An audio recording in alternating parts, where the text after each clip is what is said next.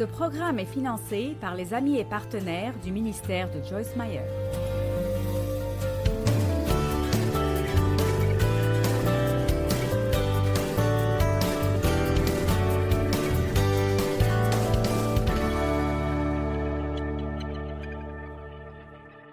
« 2 Timothée chapitre 1, verset 7. Car Dieu ne nous a pas donné un esprit de peur, de timidité, de lâcheté et de crainte, mais il nous a donné un esprit de puissance et d'amour et un esprit calme et bien équilibré, un esprit de discipline et de maîtrise de soi. » Alors, comprenons cela. Dieu nous a donné un esprit. L'esprit de Christ est un esprit calme et bien équilibré. L'esprit de la chair est celui qui est susceptible. Et nous avons un esprit de discipline et de maîtrise de soi. Donc, que tout le monde dise « j'ai de la discipline, et j'ai de la maîtrise de soi, et j'ai la paix, et j'ai la sagesse,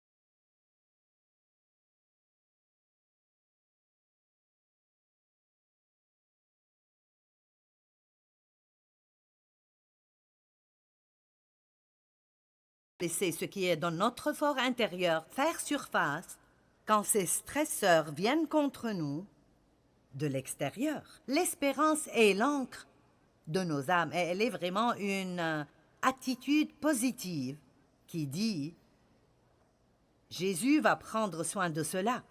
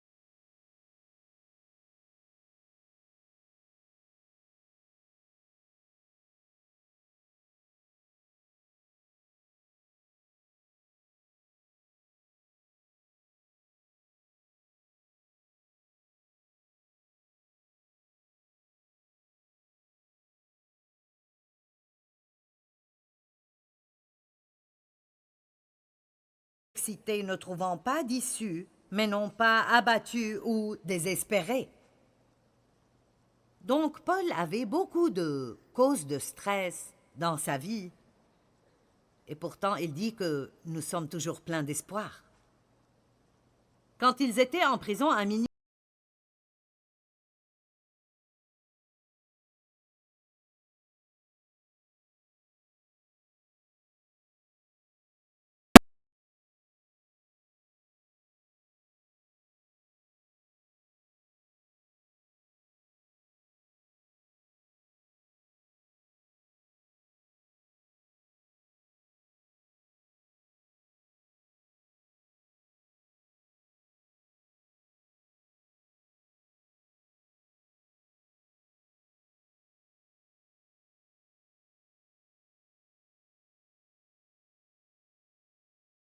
aux limites, il sera toujours là pour vous aider. Que tout le monde dise quelque chose de bon va m'arriver. Maintenant, je veux vous parler à propos de simplifier votre vie, car cela éliminera beaucoup de stress. Le monde est devenu tellement compliqué. La vie est devenue très compliquée, mais nous pouvons changer notre approche à la vie. Donc, 10 manières pour simplifier votre vie. Numéro 1. Débarrassez-vous du chaos.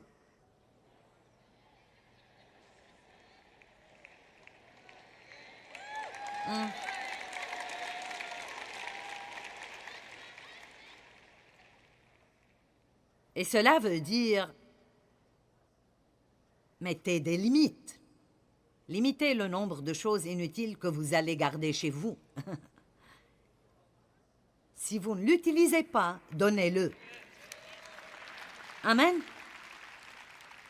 Quelqu'un a suggéré de mettre tous vos cintres d'une certaine manière, et quand vous portez quelque chose, remettez le cintre à l'envers. Et après 1 an, tous les cintres que vous n'avez jamais touchés, envoyez ces habits à quelqu'un d'autre qui n'a pas beaucoup. Vous dites, bien, qu'est-ce que mon désordre? Qu'est-ce qu'amasser des affaires ont à voir avec le stress? Ça a beaucoup à voir avec le stress.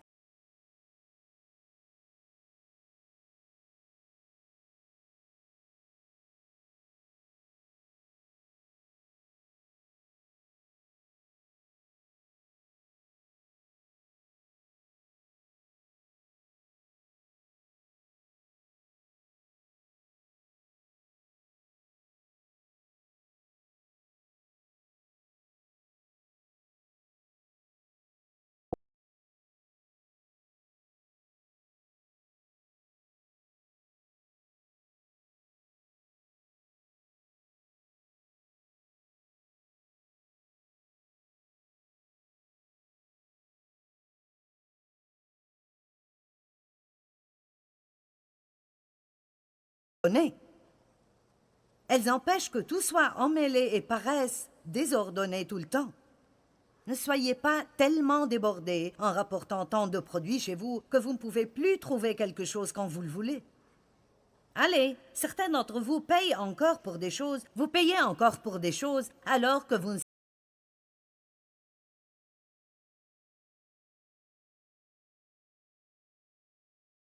savez pas ce que vous avez fait avec. Vous l'avez acheté, c'était en solde, une bonne affaire.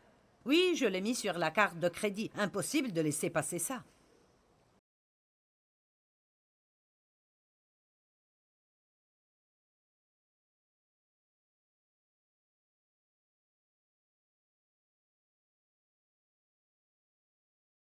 « 1 Corinthiens 14, 33 Dieu n'est pas un Dieu de confusion et de désordre, mais de paix et d'ordre. Et s'il vous est difficile de vous débarrasser de vos trucs, amenez quelqu'un pour qu'il vienne et vous en débarrasse.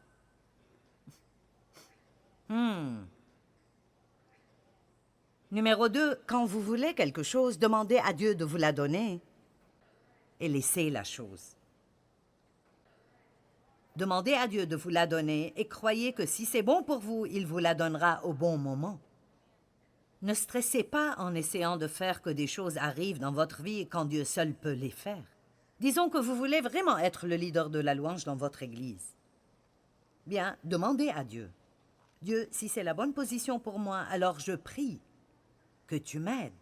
Si vous avez besoin de remplir une demande, faites-le, mais ne vous mettez pas en colère parce que quelqu'un d'autre a été choisi. Ne restez pas anxieux sur qui va être choisi. Faites confiance à Dieu et vous pourrez sûrement avoir plus de paix. Et je n'ai pas le temps d'ouvrir tous ces versets parce que j'ai encore beaucoup de choses que je veux partager avec vous, mais Jacques 4, 1 et 2 ont été véritablement un tournant dans ma vie. Et Jacques 1 dit, chapitre 4, verset 1 dit « D'où viennent les conflits, d'où viennent les querelles parmi vous? Sinon, de vos désirs mauvais. » Et puis le verset 2 dit « Vous êtes remplis de passions jalouses et vous ne pouvez rien obtenir. Et vous commencez même à détester les gens qui ont ce que vous voulez. Vous brûlez d'envie et de colère et vous multipliez les querelles et les conflits. » Grande réponse ici. Vous ne possédez pas parce que vous ne demandez pas. J'aime cela. Vous n'avez pas à essayer de faire que les choses arrivent dans votre vie. Vous pouvez demander à Dieu. Et si c'est bon pour vous, Dieu ouvrira la bonne porte au bon moment. Et nous pouvons même remercier Dieu s'il ne nous donne pas ce qu'on veut, en croyant qu'il sait mieux que nous ce qui est vraiment bon pour nous. Certains d'entre vous sont tous stressés à cause de quelque chose que vous voulez et vous essayez de l'obtenir et cela ne marche pas. Faites confiance à Dieu que si c'est bon, il vous le donnera. Une chose est sûre, si Dieu ne peut pas le faire, vous ne pouvez pas le faire. Amen. Je dis à Dieu parfois, « Dieu, si tu ne peux pas le faire, je ne pourrai pas le faire. » Je vais rester en paix et attendre que Dieu le fasse. Numéro 3, arrêtez d'essayer d'impressionner les gens. C'est un remède contre le stress. Mon Dieu, je serais morte de stress si j'étais là et je sentais comme si j'avais à impressionner tout le monde. Vous pouvez être sûr que ce que vous voyez et ce que vous aurez, c'est juste moi. Je suis la même partout où je suis. Sauf que je ne parle pas aussi fort quand je suis en public.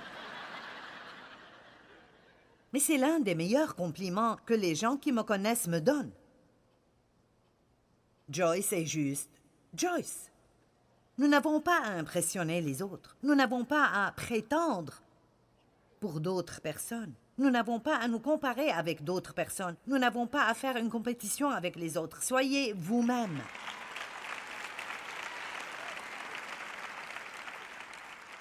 Numéro 4, ne soyez pas facilement offensés et soyez rapides à pardonner. L'offense, la colère, l'amertume et la rancune sont certaines des choses les plus stressantes que vous puissiez avoir dans votre cœur.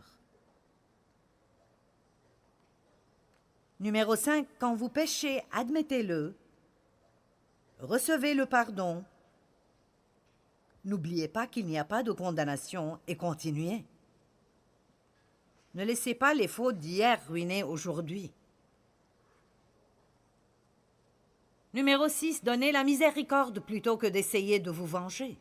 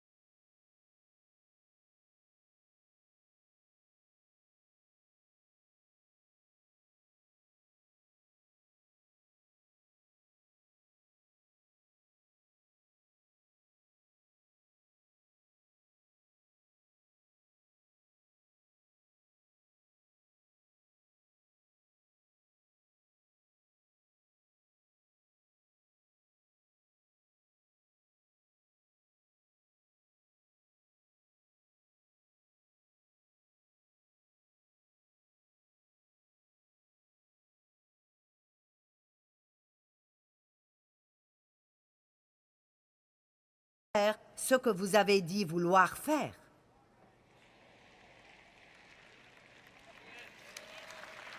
J'ai dû apprendre ça avec toutes les opportunités de prédication ou autres opportunités dans beaucoup de choses. Je dis oui aux choses, mais j'ai appris que si je ne réfléchis pas au processus, c'est très facile de dire « Oh oui, oui, sûrement, amen, compte sur moi ». Et après, nous sommes... Ma vie me rend fou. Vous savez, quand vous vous entendez plaindre tout le temps de votre vie, c'est un indicateur que vous devez faire un changement.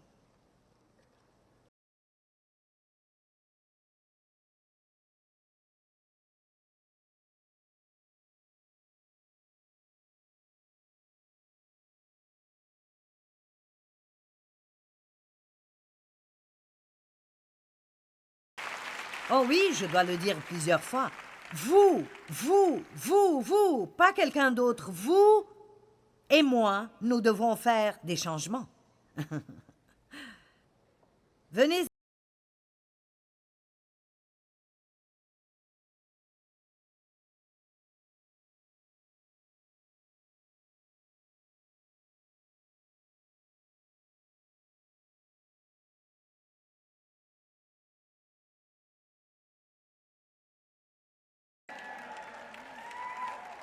D'après ce que disent les experts, une personne ne peut gérer correctement que 3 vrais bons amis intimes.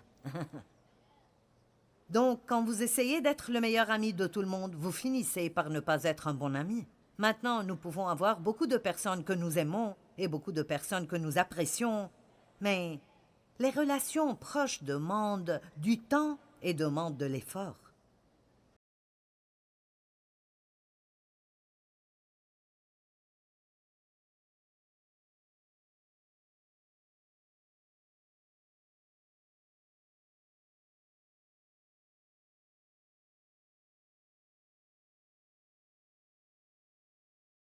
Vraiment.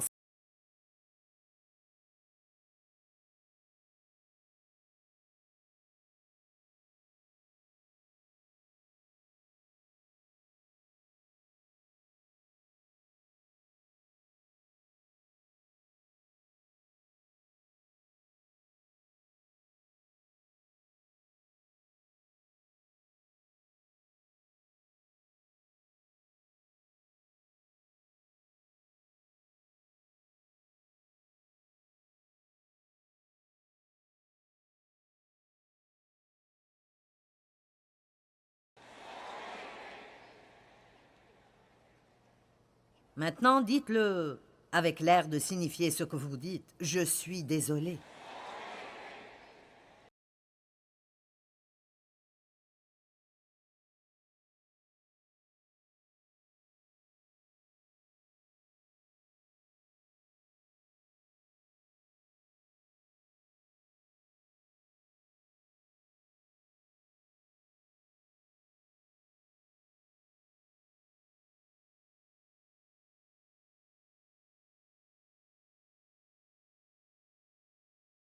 Le Seigneur combat pour vous. Gardez votre paix et restez au repos.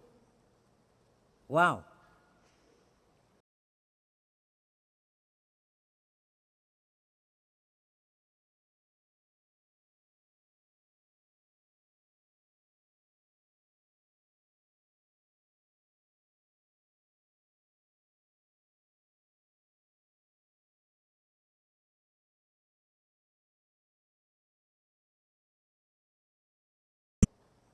L'anxiété fait tourner votre esprit autour et autour du problème.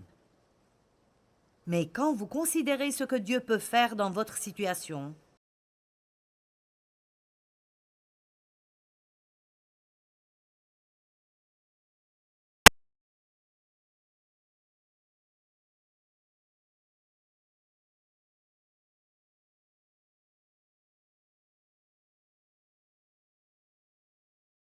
loin à Dieu, et la paix de Dieu qui dépasse tout ce que l'on peut comprendre, gardera votre cœur et vos pensées en Jésus-Christ. Donc la joie et la réjouissance réduisent le stress. Riez. Riez pour que le stress quitte. Riez pour une bonne santé physique. Vous dites, eh bien, il n'y a rien de drôle dans ma vie.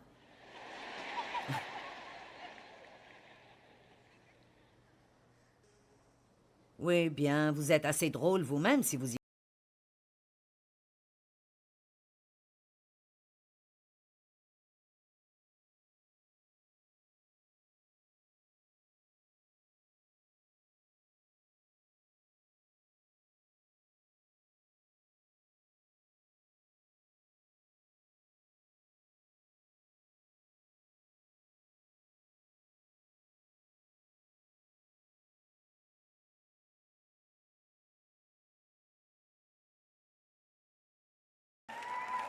La science a découvert ça. Ils ont un nom pour ça. Ils l'appellent la psychologie positive.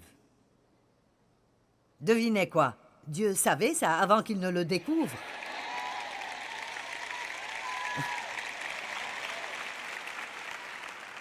Honnêtement, je suis titillée avec tous les experts et tout ce qu'ils connaissent.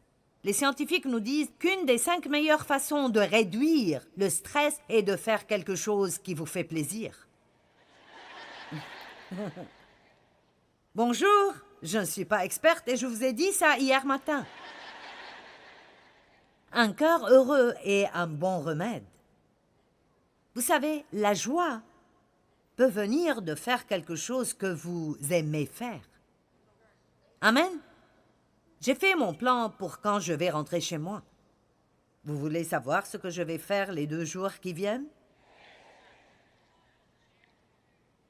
Laissez-moi voir si je peux trouver où je l'ai mise. OK. Aujourd'hui, je vais quitter ici. Je vais prendre une tasse de café que quelqu'un va me faire dans quelques minutes. Je vais profiter de mon temps avec certains de mes collègues qui retournent avec moi. Oui, j'ai déjà décidé que je vais prendre plaisir en leur compagnie. Ce ne sera pas le temps de correction ni de parler de ce qui n'a pas bien été avec la conférence. Vous pouvez décider quand vous allez visiter des gens qui vous parentent, même si vous ne les aimez pas, que vous allez jouir de leur compagnie. La Bible dit qu'une femme doit jouir de son mari. Amen. Et j'ai déjà décidé que je vais rire à chaque fois que j'en ai l'occasion. Donc, tous ceux qui vont être avec moi, apprêtez-vous à être drôles.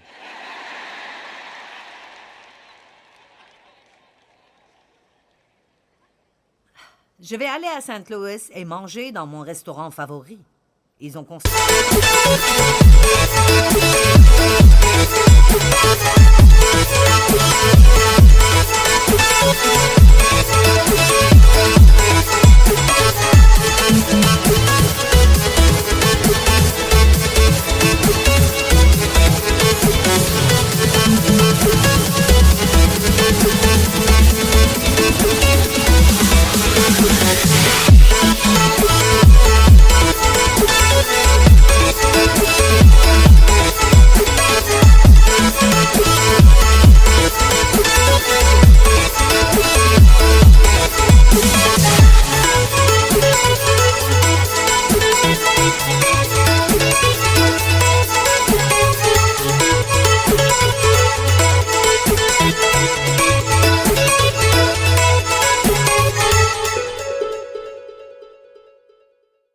une petite zone extérieure et je vais en jouir. Penser à cela m'aide à mieux prêcher aujourd'hui. C'est vrai, honnêtement. Vous ne voulez pas museler le bœuf alors qu'il foule le maïs. Quand vous travaillez, vous devez penser à quelque chose que vous allez faire et qui vous fait plaisir. Bien, je n'ai pas le temps de me faire plaisir. Tout ce que je fais, c'est travailler et je n'ai pas d'argent pour me faire plaisir. Oh, arrêtez d'être un martyr. Certains d'entre nous ne faisons rien pour nous faire plaisir parce que si nous ne le faisions pas, nous ne pourrions plus nous plaindre. Wow, c'est bon, je vais dire cela et quitter la ville.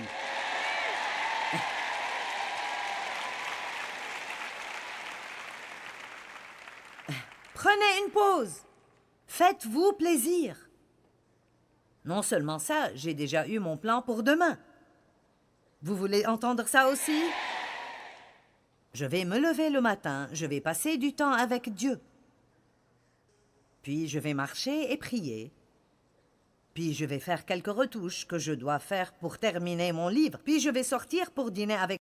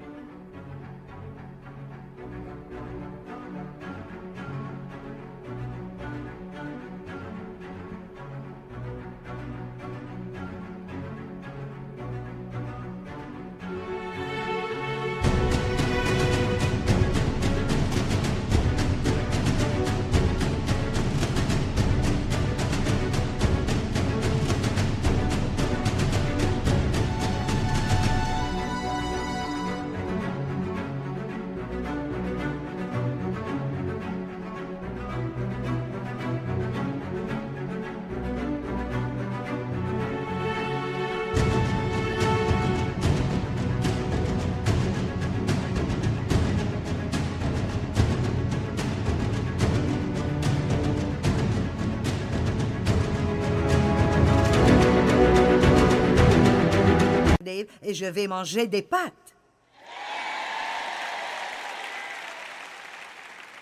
Je me permets des pâtes une fois par semaine, c'est ma limite. Et c'est mon jour de dessert. Oh!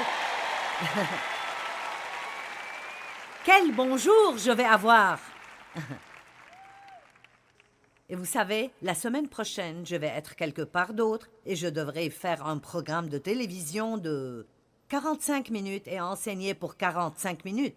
Et c'est bon, parce que si je prends le temps de faire quelque chose que j'aime faire entre ces programmes, alors je ne vais pas chuter ni être surchargé. Amen. Et quel que soit ce qui se passe dans votre vie, faites-vous une faveur et essayez de faire certaines choses que vous aimez faire, que ce soit pour 5 minutes de mini-vacances ou aller quelque part pour 2 jours entiers.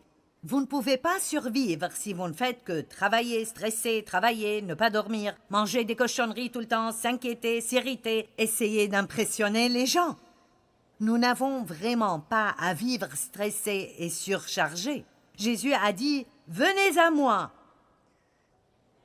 Vous tous qui êtes fatigués et surchargés et peinés sous la charge, et je vous donnerai du repos. Prenez mon joug sur vous et apprenez de moi.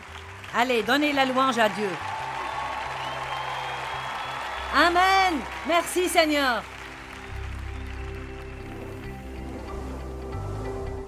N'est-ce pas merveilleux de savoir que vous n'avez pas à vivre une vie remplie de stress?